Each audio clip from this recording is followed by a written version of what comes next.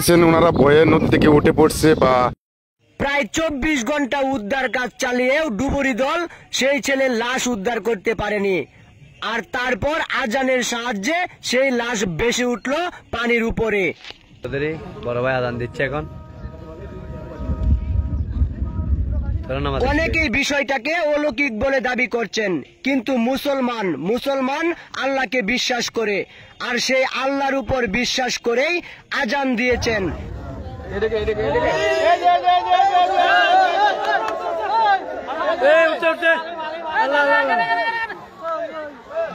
আল্লাহ আল্লাহ আল্লাহ আল্লাহ আল্লাহ আজান দিতে বাদি দেখো না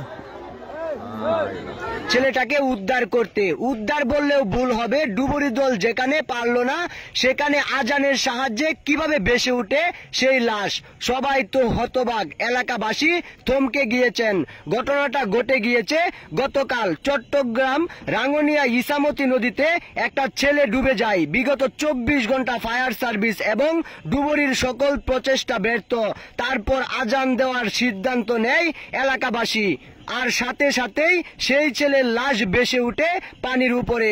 সবাই তো হতবাক, ডুবুরি দল নিজেও হতবাক হয়েছেন। আসলে আল্লাহকে বিশ্বাস করে, ইসলামকে বিশ্বাস করে এমনই এক আজব ঘটনা ঘটে গিয়েছেন রাঙ্গুনিয়ায় চট্টগ্রাম, যেখানে দেখা যাচ্ছে আজানের সাহায্যে লাশ ভেসে তুলেছেন এক মসজিদের ইমাম। বিষয়টা আপনি একটু খেয়াল করে দেখেন। ইসলামের প্রতি ভালোবাসা এবং ইসলাম যেখানে আল্লাহকে বিশ্বাস করে, ইসলামের যে মানুষগুলা মুসলমান, সেই মুসলমানের কি একটা কারিশমা। আজানের এত শক্তি কোথা থেকে আসে?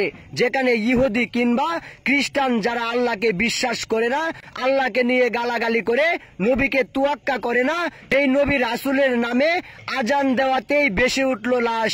বিষয়টা আপনার কাছে কেমন লাগে? আর এখন শুনবো ফায়ার সার্ভিস কিংবা ডুবুরি দলের ভাষ্য। তাহলে আমি কি বলবো?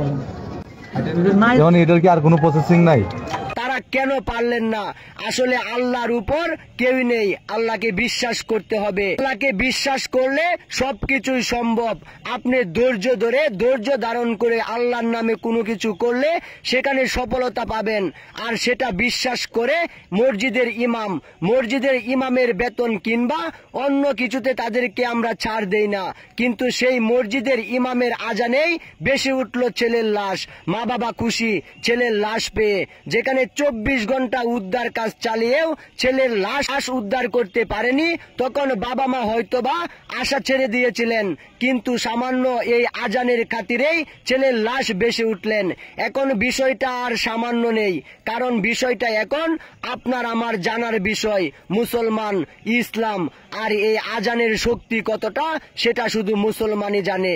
5 ওয়াক্ত নামাজে যে আজান দেওয়া হয়, একজন বাচ্চা জন্ম নিলে আজান দেওয়া হয়, এবং কি সব জায়গায় যখন সব মসজিদে যখন আজানের ধ্বনি ভেসে উঠে, সন্ধ্যা সব জায়গায় যখন রাতের শেষে দুপুর কিংবা সন্ধ্যায় আজানের ধ্বনি ভেসে উঠে, তখন কলিজা মুসলমানের শান্ত হয়ে যায়। আর সেই আজানের খাতিরেই এখন বাবা